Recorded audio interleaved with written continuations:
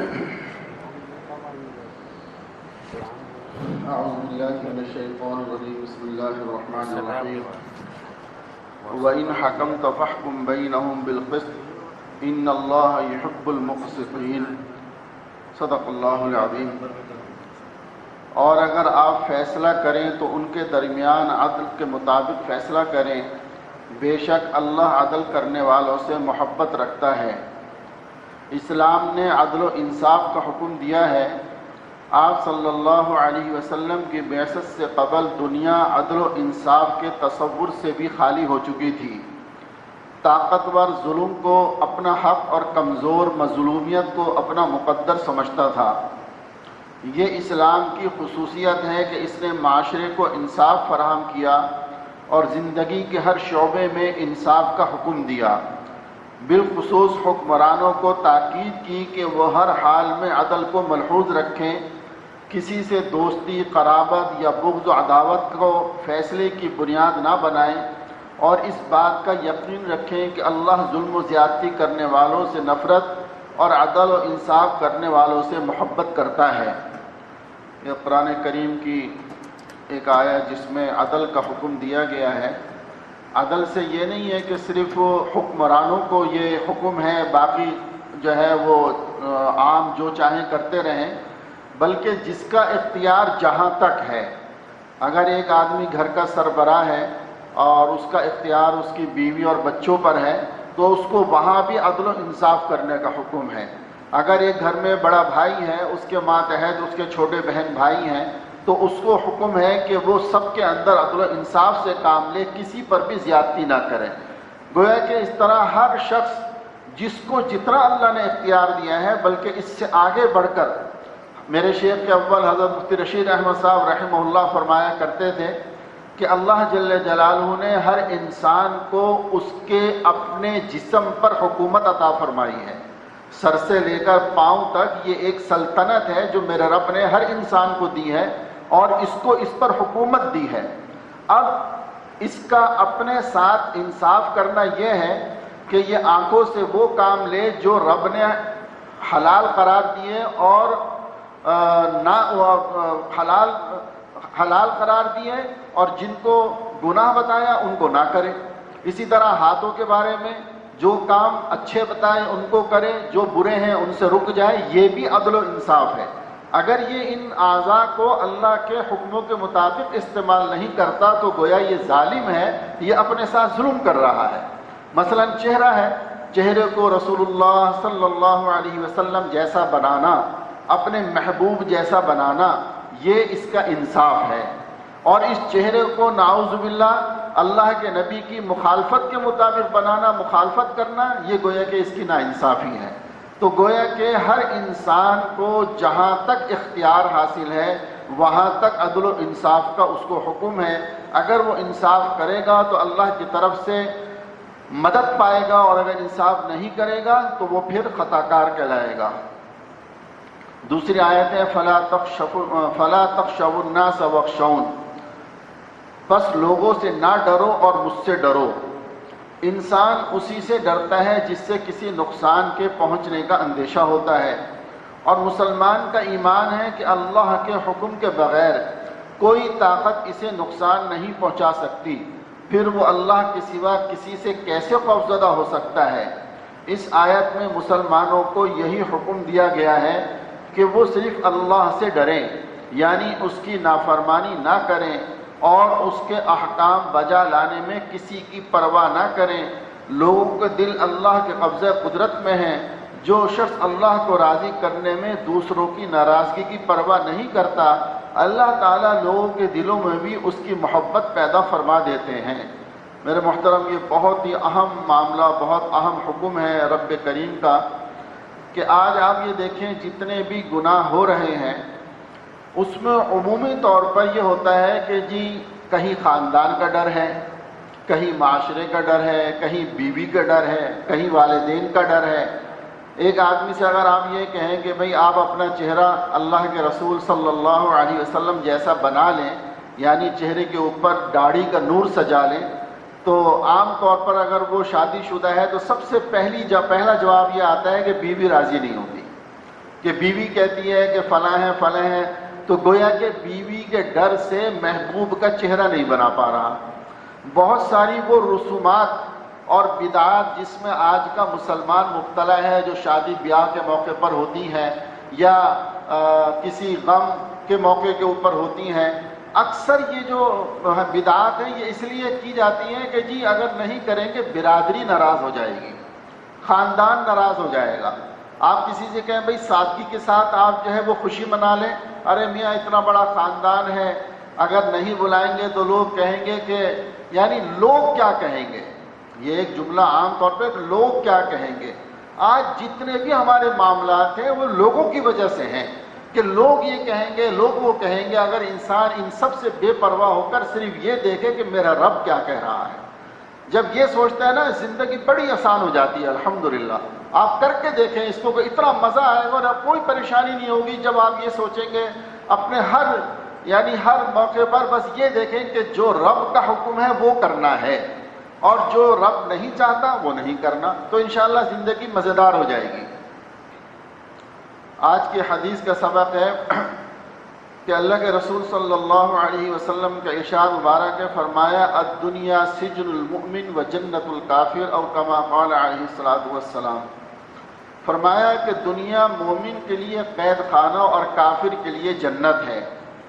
مومن شرعی احکام کا پابند ہوتا ہے، اپنی مرضی کا مالک نہیں ہوتا، اس کی وجہ سے اللہ کی طرف سے دنیا میں مختلف قسم کی آزمائشیں آتی ہیں، چنانچہ وہ ایک قیدی کی مانند ہوتا ہے، جبکہ کافر لذتوں اور خواہشات میں منہمک رہتا ہے۔ اس کی خواہش ہوتی ہے کہ ہمیشہ دنیا میں رہے، گویا دنیا ہی اس کی جنت ہے۔ اب اس اعتبار سے کہ ظاہری بات ہے کہ جس آدمی نے لا الہ الا اللہ محمد الرسول اللہ کا کلمہ پڑھا تو اب بہت ساری اس پر پابندیاں عائد ہو گئیں۔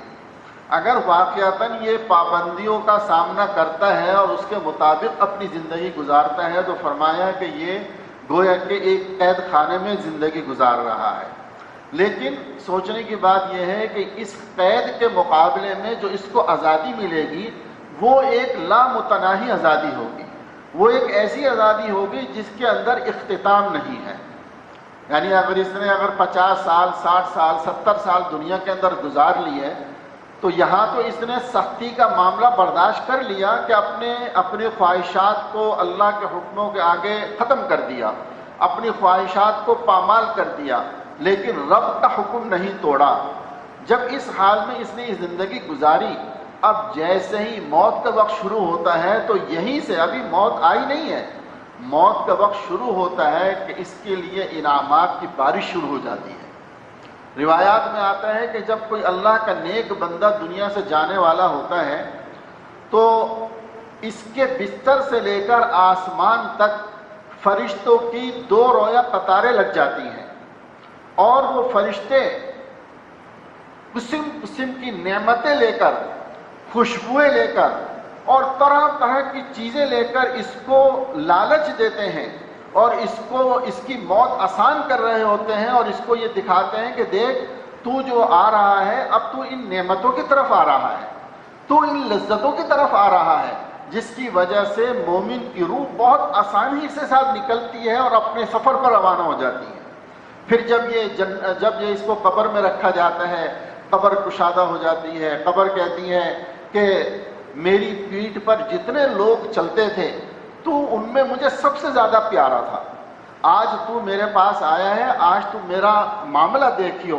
اور پھر تحت نگاہ اس کی قبر وسیع ہو جاتی ہے، جنت سے کھڑکی کھل جاتی ہے اور قبر کے اندر آرام میں آرام اس کو ملتا ہے، اور اس کے بعد پھر ایک عجیب و غریب نعمتوں کا سلسلہ اس کا شروع ہو جاتا ہے۔ لیکن اگر اس نے یہ زندگی اللہ کی مرضی کے مطابق نہیں گزاری، بلکہ کافر کی طرح، جس طرح کافر کے لیے دنیا جنت بنی ہوئی ہے کہ وہ اپنی مرضی کے مطابق جو چاہتا ہے کرتا ہے، تو اگر مسلمان بھی وہی عمل کرتا ہے تو پھر کیا ہوتا ہے؟ پھر اس کے لیے موت سے ہی اس کے اوپر سختی شروع ہو جاتی ہے، اور ایسی سختی ہوتی ہے اللہ اکبر کہ جب قبر میں جاتا ہے، قبر کہتی ہے کہ جتنے میرے اوپر چلتے تھے ان میں سب سے زیادہ تو مجھے برا لگتا تھا، اور آج تو میرے پاس آیا ہے، آج میں تجھے بتاؤں گی اور تیرا حشر کروں گی۔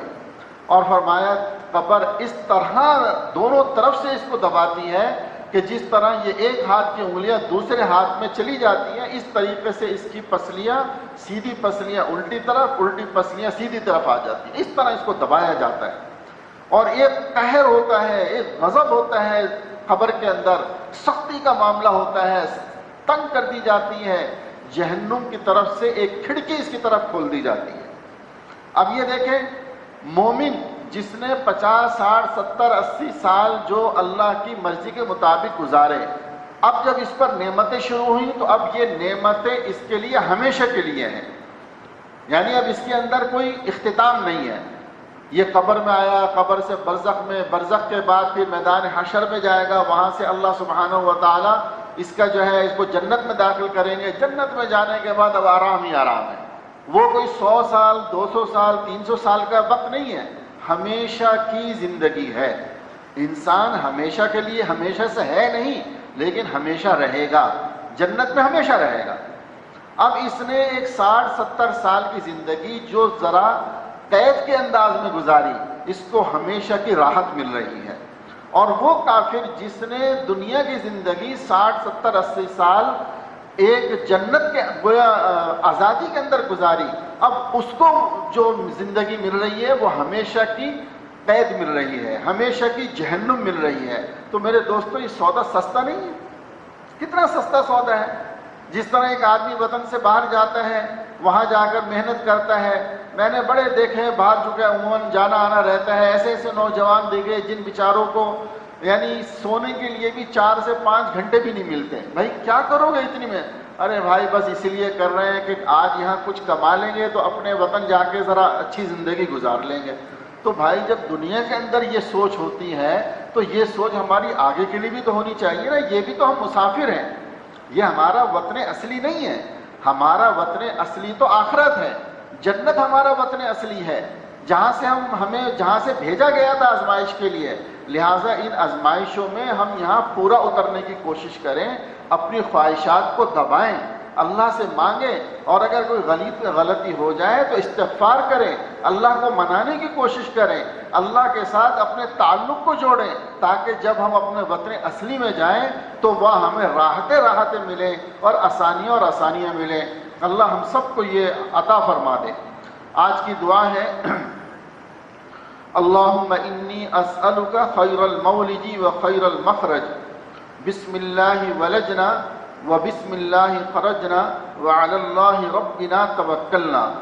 یہ گھر میں داخل ہونے کی دعا ہے، اور گھر سے نکلنے کی دعا ہے، بسم اللہ توکلت علی اللہ لا حول ولا قوت الا باللہ۔ روایت میں آتا ہے کہ جس نے گھر سے نکلتے وقت یہ دعا پڑھ لی کہ بسم اللہ توکلت علی اللہ لا حول ولا قوت الا باللہ، وہ اللہ کی حفاظت میں آ گیا، وہ اللہ کی حفاظت میں آ گیا، اب اس کو کچھ نقصان نہیں پہنچے گا انشاءاللہ۔ لیکن اب یہ چھوٹی چھوٹی جو دعائیں ہیں ہمیں یہ یاد ہی نہیں ہوتی، احساس بھی نہیں ہوتا کبھی ان چیزوں کا، اور جب گھر میں داخل ہوں اس وقت یہ دعا پڑھنی چاہیے، اللہم انی اسألک خیر المولج و خیر المخرج، بسم اللہ ولجنا و بسم اللہ خرجنا وعلی اللہ ربنا توکلنا۔ اللہ پاک ہم سب کو انہیں یاد کرنے کی ہمیں توفیق عطا فرمائے۔ وما علینا الا البلاغ۔